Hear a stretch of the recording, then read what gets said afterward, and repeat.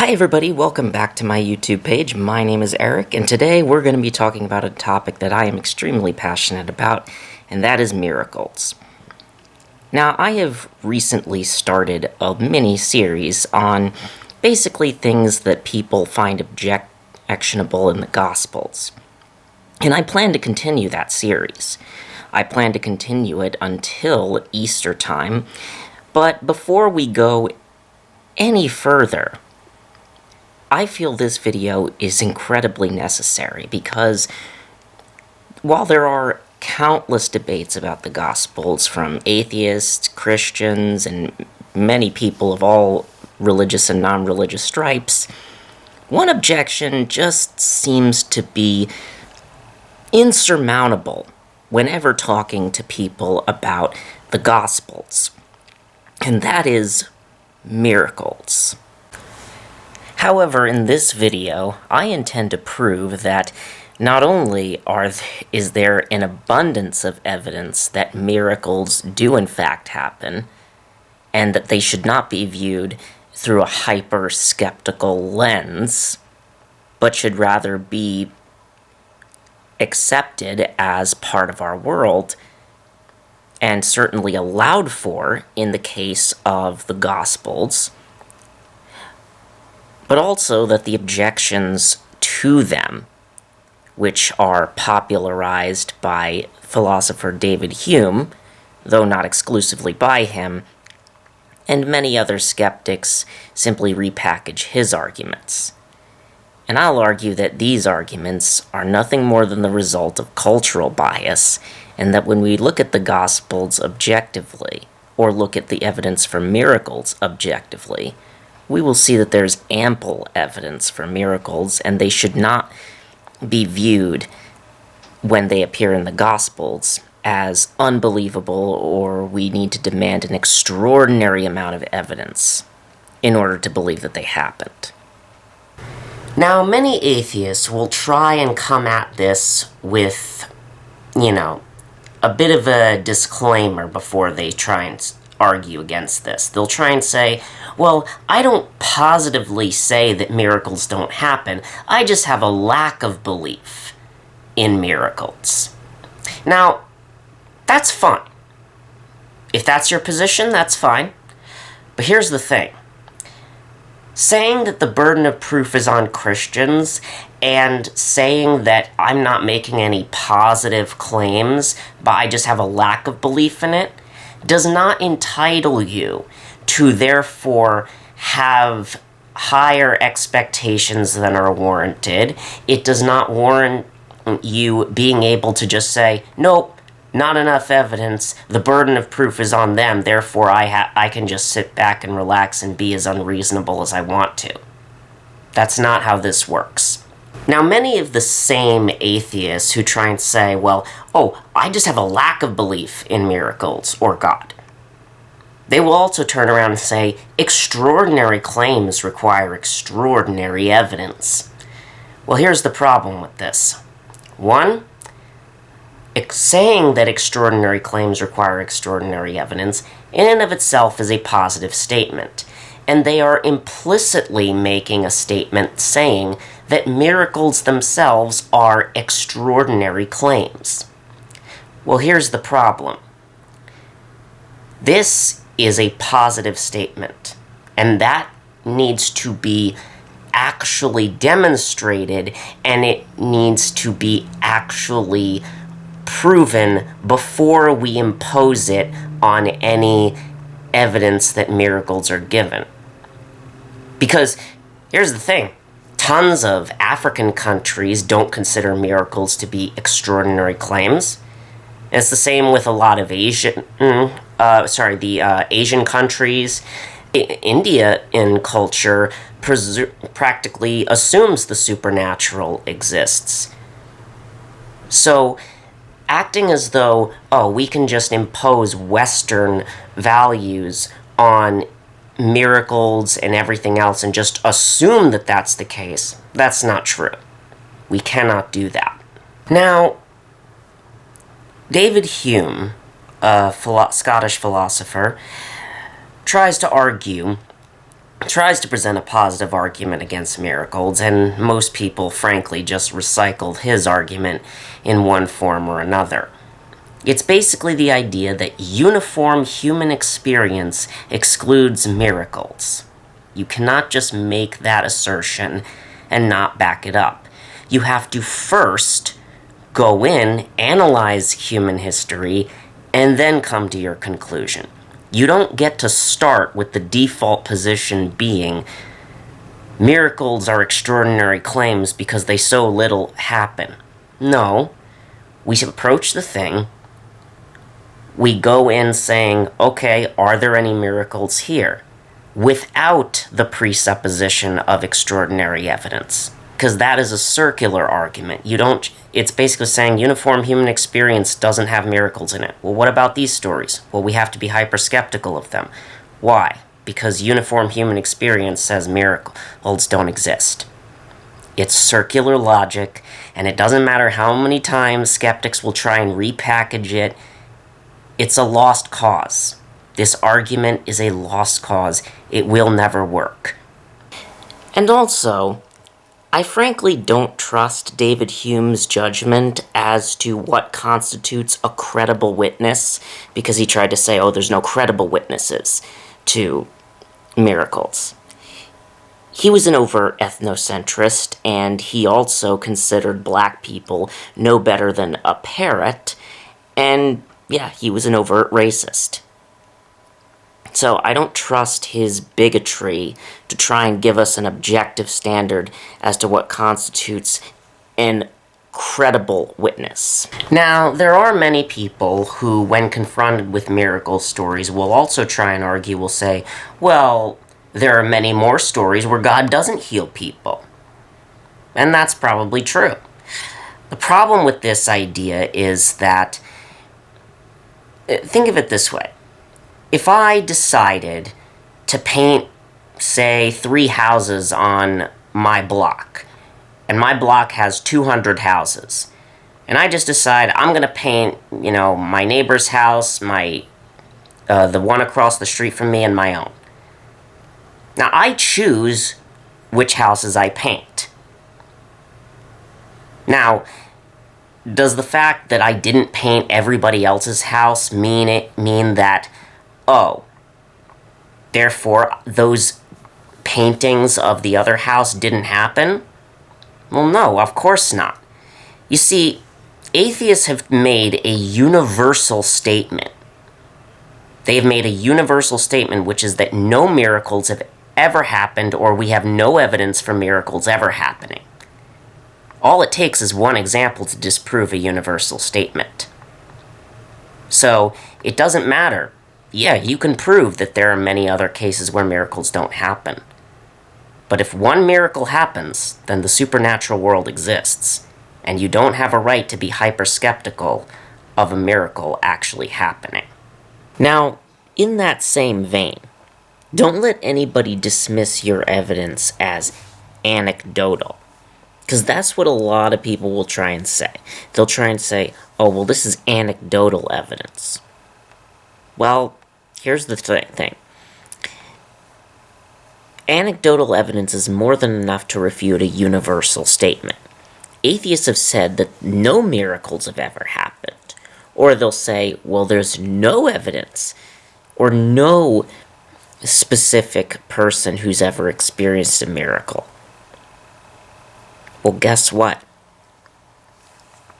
All you need to do to refute a universal statement is to provide one example. That's it. It's kind of like how if I said, nobody, no human, has ever been born with less than 10 fingers. I don't need, to prove that statistically, this many people get born with different levels of fingers or below 10 fingers. All I need is one example to prove him wrong. And that's what we should expect if we're dealing with the God of the Bible. The God of the Bible is not an impersonal force who does things with no purpose or just does it like an automatic impersonal law of gravity.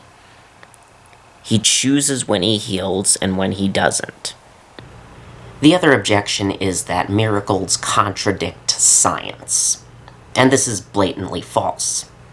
Miracles do not claim, for example, that a dead person who was crucified and was flogged to death can just spontaneously come back to life. No, that's not what Christians are claiming. What we're saying is that there is a supernatural order above the laws of nature. Science does not say, has not said at any point that something beyond natural law doesn't exist. It has not proven that. It has demonstrated that there are physical laws that say that in the natural, dead people don't come back to life. But it has not demonstrated that there is nothing above the natural law that can supersede that. There's no contradiction between saying that the natural laws say dead people can't... The natural laws say that nothing natural can bring a dead person back to life, and saying that something supernatural brings people back to life. That's not a contradiction. So it's not anti-scientific to say that miracles happen. Now, still more critics. They're going to try and say, oh, well, God is omnipotent. He's all-loving. So shouldn't he make evidence as clear as possible, as unambiguous as possible, and be completely, settle the debate so that there's no room for any disagreement whatsoever? Well, on the surface, this sounds like a plausible argument. However, this is not how you do theology. What you have to do to see whether something comports with the Christian God's behavior is to go in to the source of the Christian God's doctrine and the Bible and actually see if this is how God operates or whether it's compatible with that. Now, many people will try and say, well, you can't use the Bible to prove the Bible. Well, here's the problem. The only reason that critics ever have to base their objection on the fact that, oh, well, God is all-loving, therefore he should do more miracles. The only basis they have for that is the fact that it's written in the Bible, and thus they suppose that they can make an internal critique of the Christian worldview based off that. Well, the problem is, if you're going to do an internal critique of Christianity by saying, oh, well, this is not compatible, God doing miracles only in private settings is not compatible with the Christian God that you describe, you actually have to go to where the Christian God is described, i.e. in the Bible. You don't get to go with your preconceived notions about what a loving God would do. You go directly to the Bible and see whether or not this behavior matches with the God described in it. And we see that not only does God rarely do miracles on a global scale, he mostly does them to individuals or groups. Now, those individuals and groups do have very little doubt that miracles occurred. But again, it's not something that he does for all of humanity every single time all over the place. Now, many critics will try and object and say, oh, well then that shows God really isn't all-loving, and that this is a contradiction or something. Well, first off, even if that were true, that the Bible, or that the biblical God doesn't really love everybody, so what? That doesn't prove that atheism is true or that any of the miracle stories didn't happen. No, it just says that at best it would show, well, God exists, but he doesn't love everybody. Miracles do not prove God's universal love for humanity. I admit that. But so what? Atheism can't handle any God, whether that's a God who loves everybody or a God who may or may not love everybody. And a miracle is a demonstration of the supernatural world. Either way, whether it comes from an all-loving God or from a God who, again, may or may not be all-loving. And this is the thing that atheists just can't seem to get around. They want one little piece that will prove every single thing about God, period. Well, that's not going to happen. Miracles may not prove everything about God, but they're more than enough to demonstrate the Christian God's existence, and they're more than enough to prove the existence of the supernatural world. And if that's the case, that the supernatural world exists, then we can no longer be hyper-skeptical of miracles when we read about them in history or in the Bible. And thus, they would have to find some other justification to rule out the Bible as a credible source, other than the fact that, oh, it has miracles. Now, I've gone over whether or not this is compatible with an all-loving God, God only doing miracles for some people. And that's in a video that two different videos that I've done on the subject, which I'll leave in the description. For now, let's move on to the actual miracle stories. There will be other objections covered later to miracles that I haven't gotten to yet, but for now, let's actually get to the meat of the miracle stories first. Now, all the sources for these things will be included in the description, but for now, to begin with, we can say that, according to this book, by the way, I'm getting this from Global Pentecostal and Charismatic Healing, which is a book edited by Candy Gunther Brown, states that in the Pew survey, singled out divine healing as a factor in conversion to Pentecostal and Charismatic Christianity. In fact, in every country surveys, large majorities, and in 8 out of the 10 country surveys, upwards of 70% of Pentecostal Christians come and claim divine healing, to have been healed personally by an illness, and also, or injury, or things like that. In fact, 62% of Pentecostals in the United States reported similar experiences of divine healing. And Latin America, Asian, and African countries, African and those continents actually were all the same ways, and many times, in fact, in those countries, as much as 80 or 90% of Pentecostals experienced divine healing and said that it was their primary reason for coming to Christianity in the first place. That is, the first generation Christians. So, this is not a minority of people. Now, lest anybody get confused, I am not saying that this is not an argument from ad populum. This is an argument from witnesses and experience. That's different. For example, if we polled people from, the 5th century BC, then in all likelihood, many of them would believe that the earth is flat, but that doesn't make it necessarily true any more than it would be today. However, when people have claimed to have witnessed experiences, that's something that's different, because you can be mistaken about some abstract concept, like, for example, the shape of the earth, if you don't know any better. But having witnessed or personally experienced something, that's different.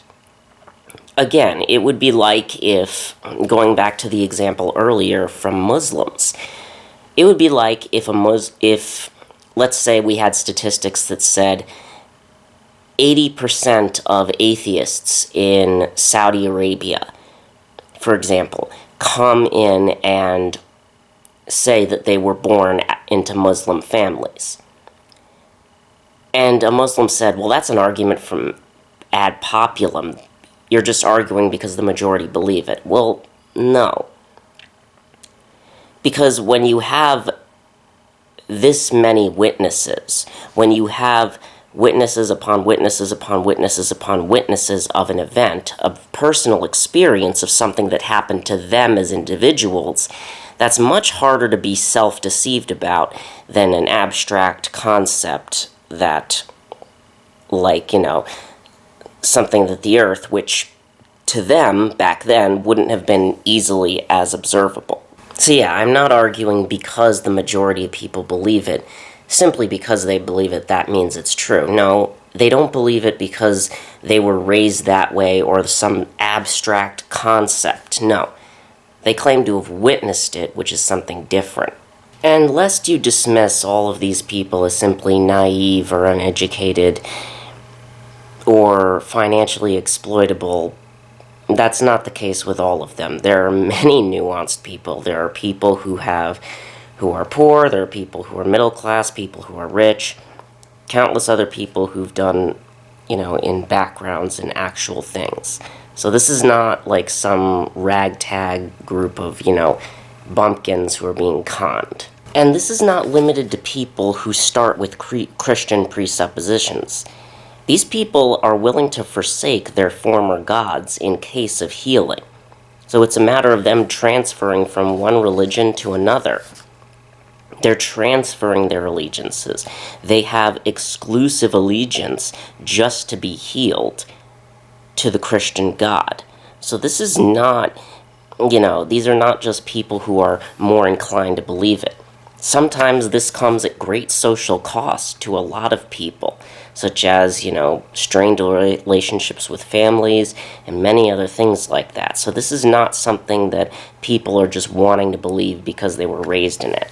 In fact, as many as 10% of non-Christians in India can actually become healed by the Christian God without even converting. In many cases, God will do it simply because he's generous.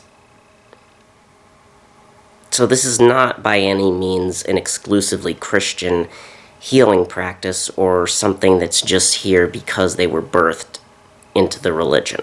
In fact, in Asia, miracle claims and miracle experiences are so widespread that, I'm going to probably butcher the pronunciation of this name, but it's Hua Yung, basically says, Western theology invariably asks the question, are miracles possible? This, of course, addresses the Enlightenment problem of a closed universe. In much of Asia, that is a non-question because the miraculous is assumed and fairly regularly experienced. And miracles are pretty much the big factor in church growth in much of Asia, and it's miraculously documented, and it's quite a bit documented by this gentleman who is a professional in this field, that these miracles are pretty much a big reason for the growth in the church.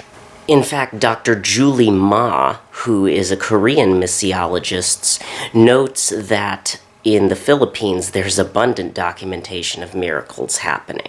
In fact, statistically, the majority of converts to Christianity in the Philippines come because of miracle claims or incidents. Now, these miracles experiences range from instant dramatic healings and cures from things like ulcers, tonsillitis, wounds and punctures, and dislocated shoulders basically being healed immediately. They also have, there's of course tuberculosis being healed, and heart trouble, tonsillitis, and of course countless cancer patient things. And in fact, 83% of them reported experienced dramatic healing in some of these things from God. In fact, there have been toxic goiters immediately healed, and have been also medically incurable cancers have been healed immediately. There have been healings of tuberculosis in both lungs immediately.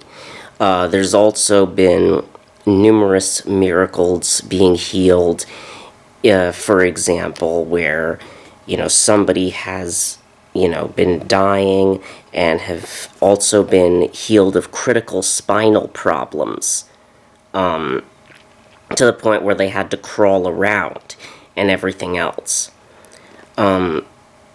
There's also countless miracle claims about deaf patients being able to hear again, and many things like that. And a lot of these people did not, they didn't profit anything financially from doing so. They weren't, trying to just, gain anything there in that way. There's also a very popular movement which happened in the 1940s, who was a single woman missionary, Elva Vanderbout, who also had plenty of healings and many other things. Deaf patients and an old man who'd been deaf in both of his ears for years have been healed. There have been healing of deaf and mute people. People have been healed of blindness, instant goiter healings immediately, through the Vanderbilt missionaries, of course. So yeah, there's also many people who were close to death who've been healed. There have been people who've been completely unable to walk, who've been healed from things immediately. There was also a little girl who couldn't speak or walk, and yet she was able to talk in Jesus' name and run around and jump for a long time afterwards. So these are very instant and obvious.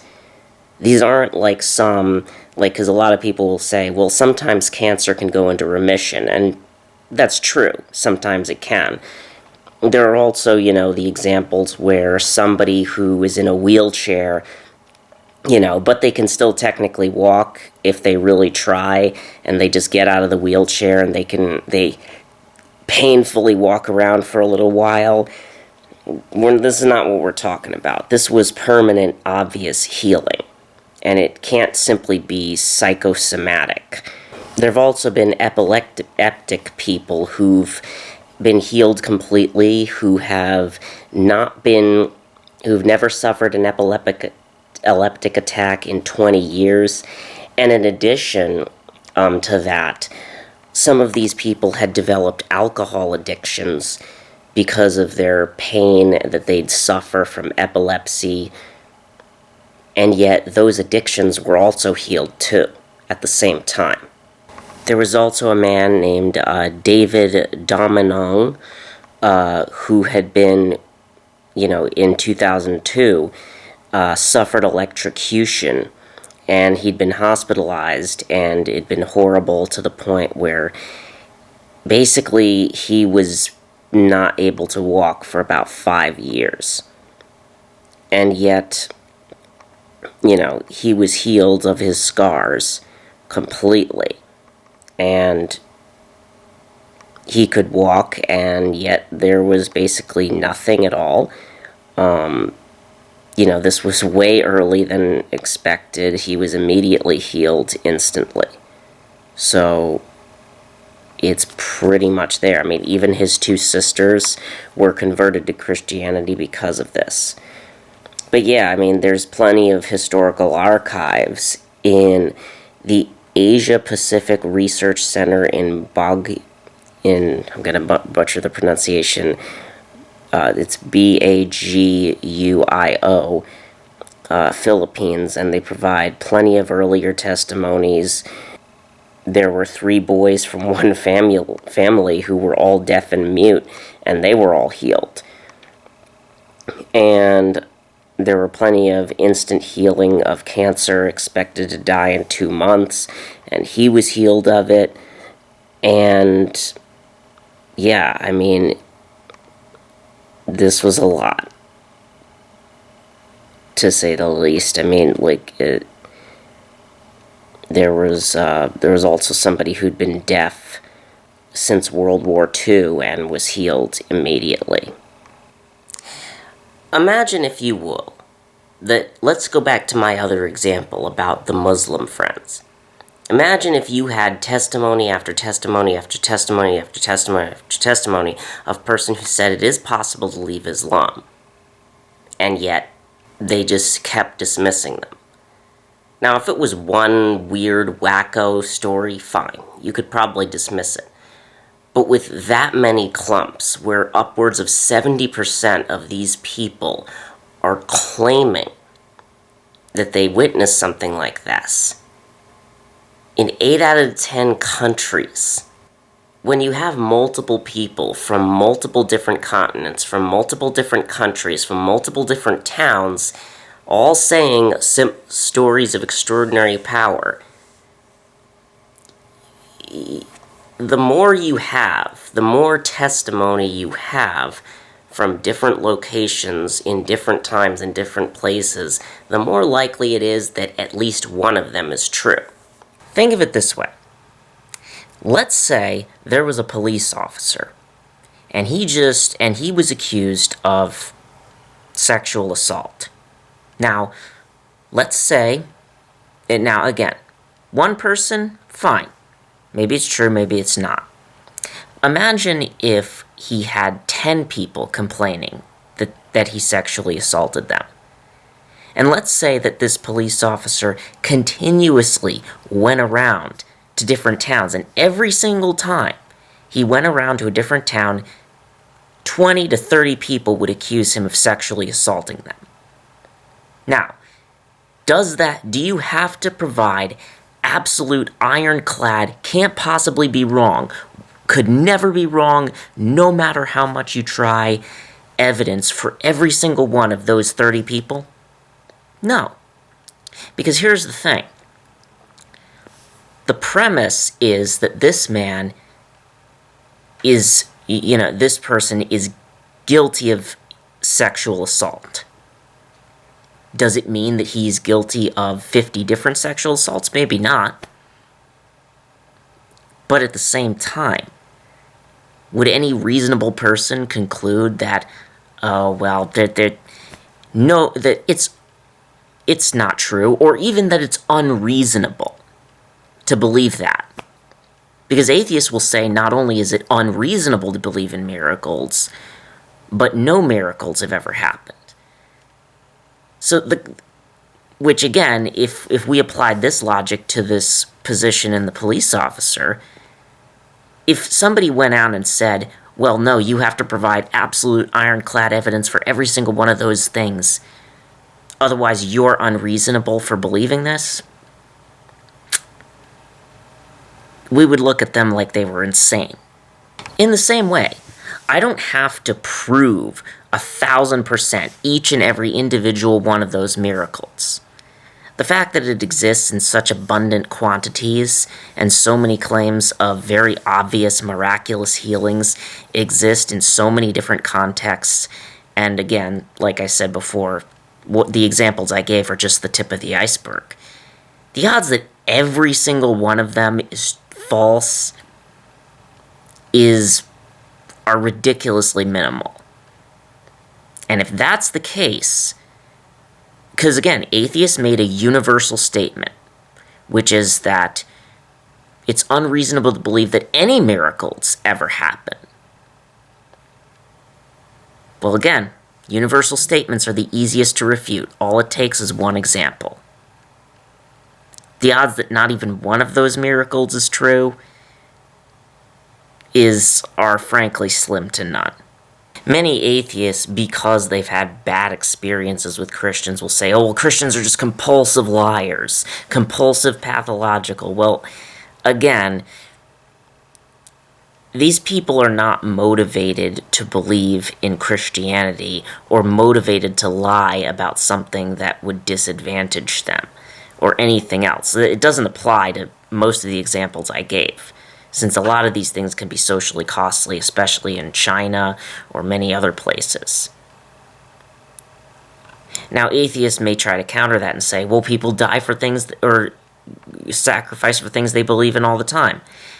And yes, you're correct that they do. But here's why that doesn't work.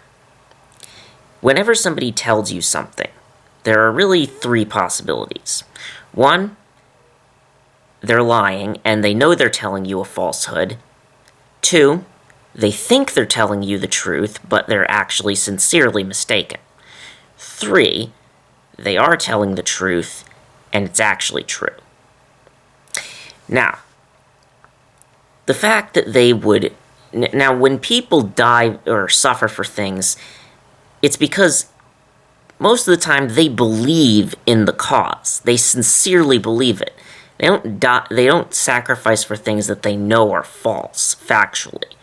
When Muslims, for example, fly into the Twin Towers, yeah, they believed that Islam was true. But it's entirely possible for them to be sincerely deceived, because they were raised in a Muslim community, raised in homes, so that's easy to believe. It's different when you believe something based on a personal experience that you've had, such as being healed of lifelong blindness, or lifelong deafness, or muteness, or being healed of immediate puncture wounds. You can't say things like that and think you're telling the truth. Okay? So, if believing something sincerely, but being wrong is out of the question, then we have to say whether or not did it happen or didn't it.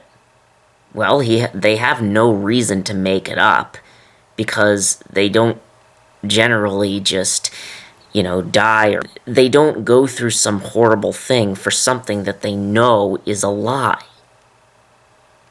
So, if it's unlikely they die for something they know is a lie, or rather be ostracized for something they know is a lie, it's impossible that they could be sincerely deceived, then the most likely explanation is that they are telling the truth.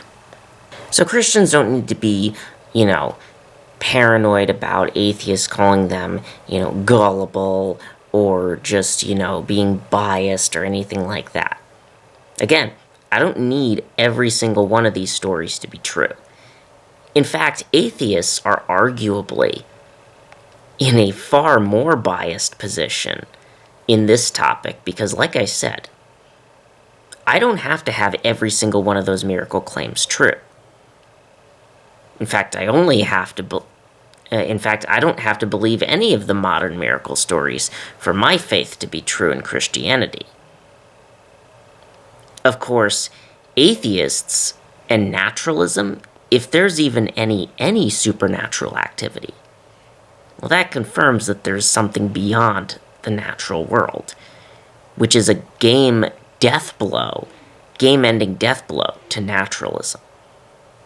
So if you really think that atheists are just completely dispassionately objective about this, you're kidding yourself.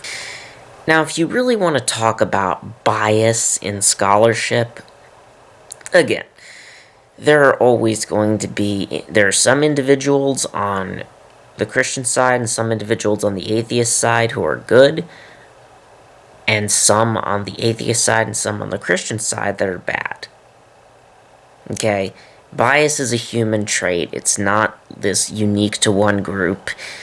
It just isn't. And if you don't believe me, you can check out the video by Inspiring Philosophy. And this video was actually reviewed by sociologists George Yancey as well as Kenneth Vaughn. And yeah, so it's really good and you should just watch that.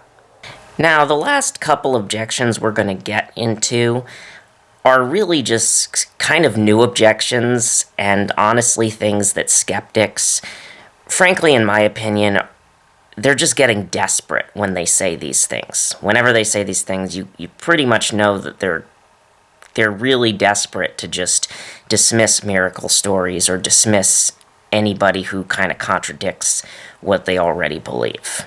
Now, there are many people who have tried to say, well, claims aren't evidence, because they basically got that phrase from Matt Dillahunty. And frankly, this phrase may sound quotable, but depending on what you mean by it, it's just not true. If I claim that on the planet Jupiter there's a pool of, 30 feet deep and 30 feet wide of water, well, I can't really know that because, again, nobody's really ever set foot on Jupiter. If I claim that I saw my neighbor being robbed by somebody on the same night that they say it did, well, guess what? That does count as evidence. That is a form of evidence. It's not absolute, can't possibly be wrong evidence, but it is evidence nevertheless. In fact, on the really extreme end of the spectrum, though, there are people who will just say eyewitness testimony is unreliable. Yes, that's actually a position. Of course, I guess they better tell every court in America that, because there's not a single court in the United States that doesn't consider eyewitness testimony a form of evidence. Does it mean that it can't possibly ever be wrong? No. But acting as though people are just compulsive liars, that's not true. In fact, you can see that it's a psychological condition where somebody is a compulsive liar, so it's clearly an abnormality.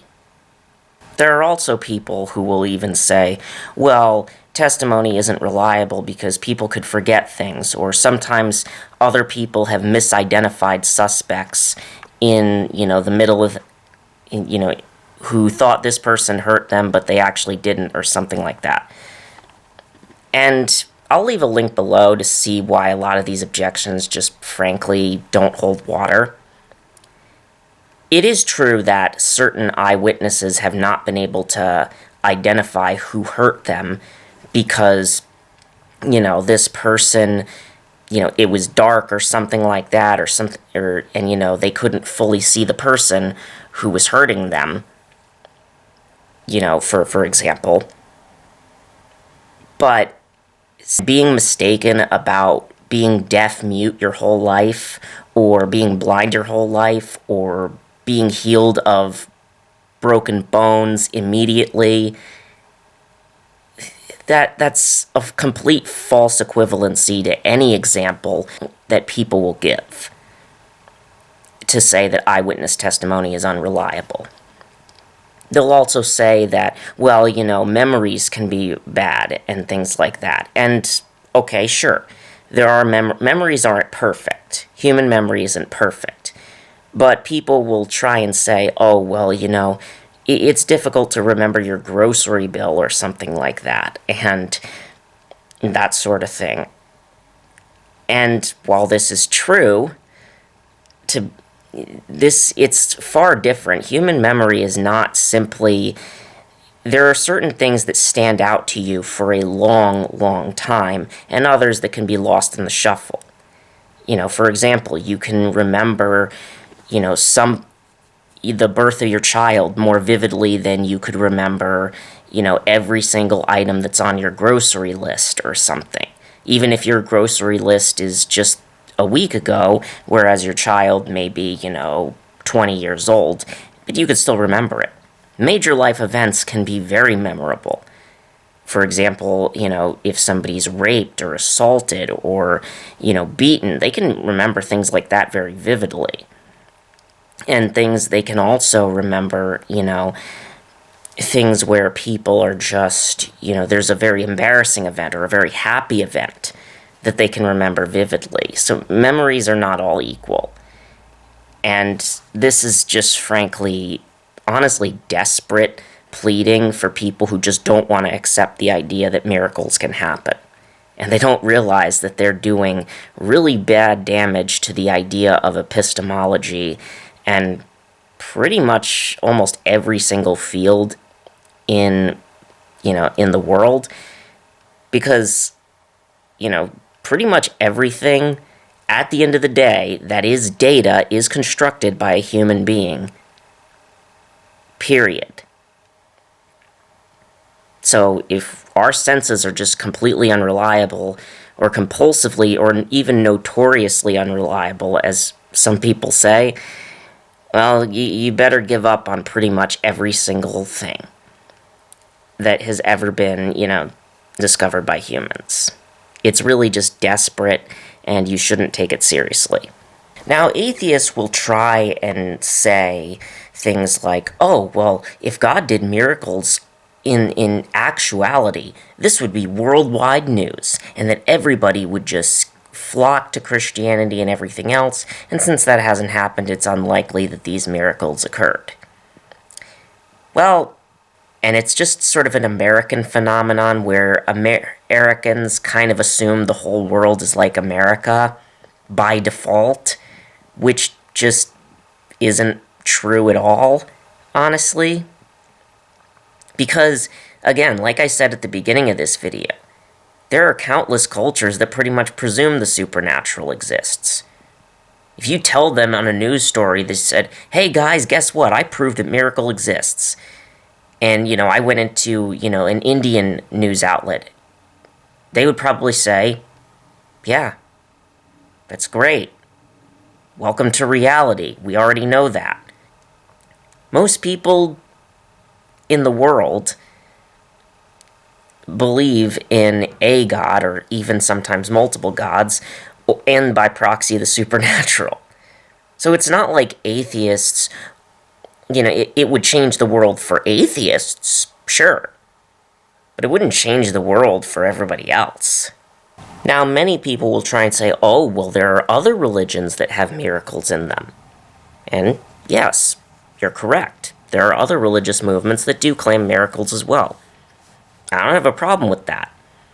I'm not going to focus on them because, frankly, it doesn't really refute my case at all. Atheists can't deal with any miracles. Like I said before, and I'm going to keep hammering this home, never forget this point. Atheists can't handle any miracles.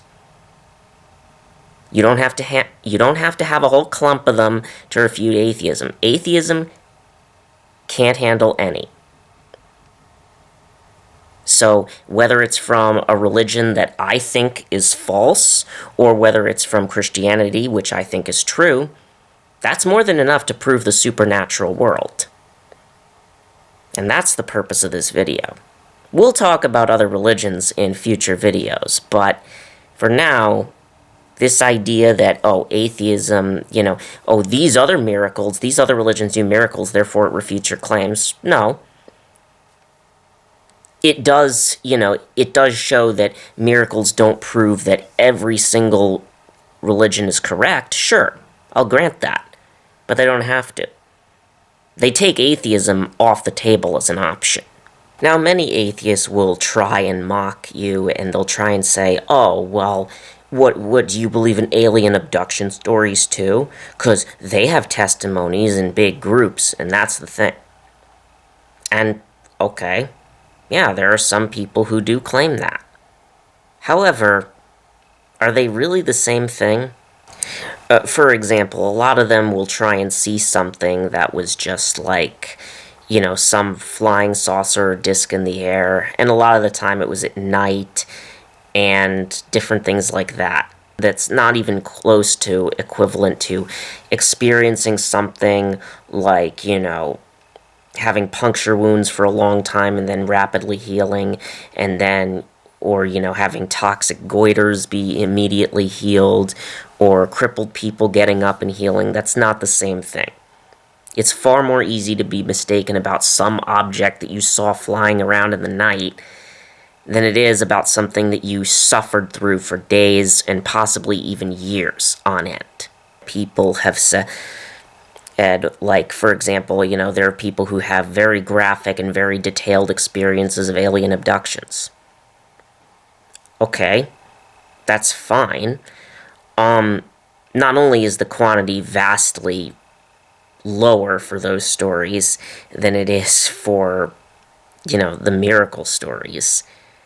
Miracle stories are throughout all of history, whereas these alien abduction stories only started very recently.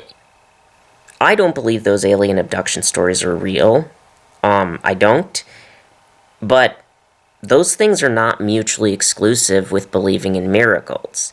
If there really is equivalent evidence of that, then fine, we'll talk about it.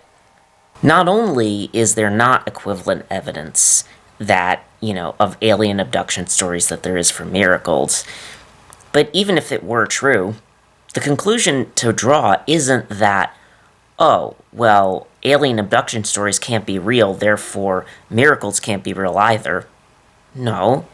If there's equivalent evidence for miracles, and there's equivalent evidence for alien stories, then yeah, maybe we should believe in aliens. But there isn't. It just demonstrates a very big flaw in the atheist methodology. You see, if I were to say, we know that love exists because countless people, have documented feeling it and experiencing it from others throughout history, it's so universal, nobody would really deny that. Well, here's the thing. We know it exists because of the abundant testimony. We also know that miracles exist because, again, of the abundant testimony throughout all of human history. Now, does it mean each and every individual instance of it is true? No. It just means that it's so universal that to say that love doesn't exist, for example, would be preposterous. And likewise, since miracles have such an abundant number of testimonies, to say that none of them happened is a stretch. But it's not nearly as much of a stretch to say that an alien abduction story that, they were just made up, because honestly, those just started recently. Now, the last objection we're going to go over is the God of the Gaps argument. Now, this one does seem more plausible on the surface. And basically what it is basically they say, well, you see, there are many things that were once attributed to God that are now attributed to science. So therefore, we should just assume that there are going to be natural explanations for various things in the future, and miracles can be included in that sort of circumstance. Here's why that doesn't really work. Well, not only could this argument basically be used for anything that people don't want to believe in, I could just say, oh, well, we may not have an explanation now, but, we'll come up with one day. That could be used to justify anything. But also, there's a fundamental problem with this. Many people will try and use the example. They'll say, well, we used to believe lightning was God, but now we know it's a natural process. And, okay, fine. But it's unrealistic to expect that every single thing that's supernatural is one day going to be replaced by a natural explanation. Because that's just not true. Because let's take a look at what kind of methodology these people used in the ancient times to look and come to the conclusion of that lightning was from God. They just saw something big in the sky, observed it from miles and miles away. They didn't get in close to and under any scientific investigation. They just saw it. That's not even close to what scientists have observed up close throughout all of human history, that puncture wounds don't just regenerate immediately. People who are crippled don't just spontaneously become uncrippled. Toxic wounds, goiters, and everything else don't magically become that way. And also people's human eyesight or lifelong debilitating illnesses or anything like that. They don't just spontaneously come back. There are countless observations we made about the human body, and to say that all of our observations are just as likely to one day be replaced by some other natural explanation as lightning or weather or really any other natural phenomenon that was once described as acts of God. It just really, it's not the same thing. Another thing that should be noted is that miracles today, that like the ones I described, were activated by the will of by the prayer of a person and the will of a being. Being God. The other things just naturally occurred throughout a history independent of human intervention. Now, it doesn't really, the other things can happen on their own, but how do you explain how somebody was able to activate and access these supposed natural laws that just haven't been discovered yet and miraculously cure somebody before our top scientist guys have ever found that themselves? That's just not believable. None of the other things that have ever been, described as, we once believed that they were acts of God, but now we believe they're natural processes. None of them had anything to do with human intervention. They were just things that happened automatically and humans couldn't tell.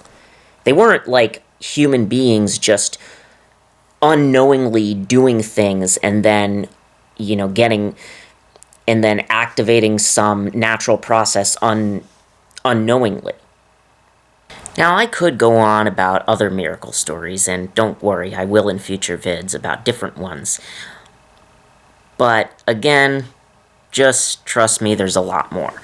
If you don't believe me, there's this whole volume of huge amounts of miracles that have happened in both the present day as well as in the past. And if you're still not convinced after reading it, there's volume 2. Yes, there are 2 volumes of this.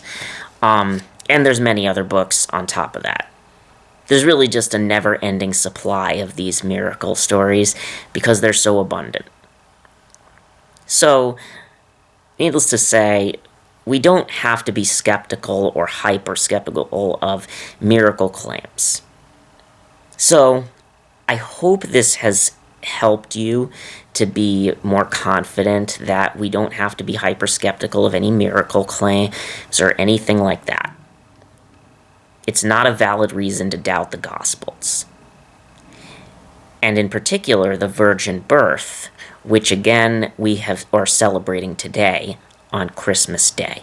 So throughout this series that I'll be doing, we're going to be talking about objections to the Gospels. But so that nobody can try and complain about the historicity of it or do any special pleading on, saying, well, we're going to be hyper-skeptical of these stories because they're miraculous, that won't cut it here. If you want to go by other objections, you have to go, that's fine, but you can't do it based on the miraculous. So thanks for stopping in. I know this is a long one. If you watched to the end, you're awesome.